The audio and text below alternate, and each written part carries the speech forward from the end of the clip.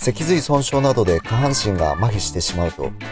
排便のコントロールが難しくなるので悩んでいる方も多いと思います。そこで今回は同じように頸髄損傷で胸から下が麻痺している僕の場合の排便管理の方法を紹介したいと思います。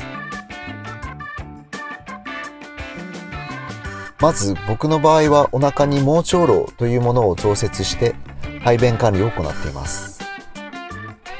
盲腸瘻というのは胃ろうや膀胱瘻と同じように大腸の始まりである盲腸の部分に手術で外に通じるチューブを通すというものです。盲腸瘻を増設する手術は国内で数カ所の病院でしか実施されていないので、あまり馴染みがないというか知らない人も多いのではないかと思います。チューブは強く引っ張ると抜けてしまうので、普段はガーゼなどで覆って何かに引っかからないようにする必要があります。それで盲腸瘻でどうやって排便管理をするのかというと、いわゆる灌腸をするんですが、お尻からではなくこの盲腸瘻から灌腸液を注入して排便を促すという方法になります。盲腸瘻を利用するメリットは大きく2つありまして、1つ目は灌腸液を注入する作業が簡単になるということです。灌腸液を普通にお尻から注入するという作業は結構一人でやるのは難しいと思うんですが、この盲腸瘻をお腹に作った場合は目の前で灌腸液を注入する作業ができますので、動作的にかなり楽になると思います。実際に僕の場合は灌腸液をお尻から注入するっていうのは自分ではできなかったのですが、この盲腸瘻から注入する作業というのは自分で簡単にできます。2つ目は基本的には下剤を使う必要がないということです。下剤は排便障害がある人で使っている人も多くいると思うんですが、その効き具合をコントロールするっていうのは結構難しくて、食事や水分の取り方によって全然効かなかったり、効きすぎてずっとお腹の調子が悪くなったりするので、それを使わなくて済むのは大きなメリットなのかなと思っています。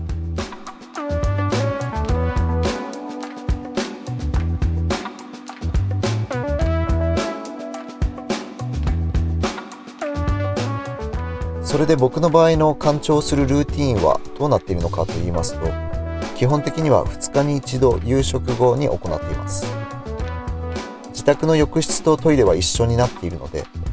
いつもトイレで灌腸をした後、そのまま横移動してシャワーを浴びるようにしています。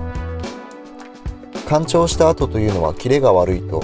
残っていた便が後から出てしまうことがあるので、灌腸した後にシャワーを浴びるのは軽い運動にもなりますし、お腹への刺激にもなるので合理的なルーティンなのかなと思っています。仮にシャワー中に残っていた便が少し出てもシャワーで流すことができます。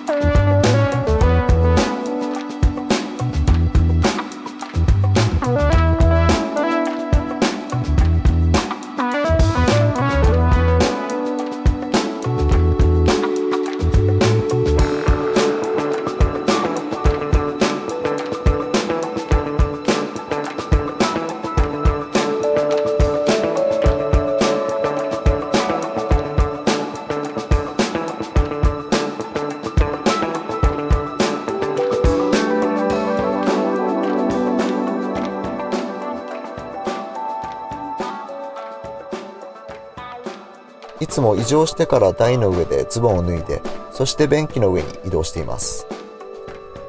だいたいいつも灌腸をしてから1時間以上は便器の上にいるので、その間はスマホをいじって時間を潰しています。灌腸が終わってシャワーを浴びて、その後は片付けをしたり、ドライヤーで髪を乾かした後、ベッドに移動して寝る準備という流れになります。今では準備するところから終わってベッドに移動するまで3時間弱はかかっています。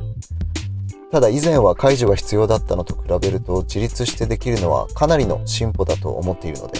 個人的には満足しています。といった感じが僕の場合の排便管理の方法になります。同じような障害程度の方は同じように排便管理について悩んでいる方も多いと思うので、少しでも参考になればと思っています。もし何か質問などがあれば気軽にコメントしてください。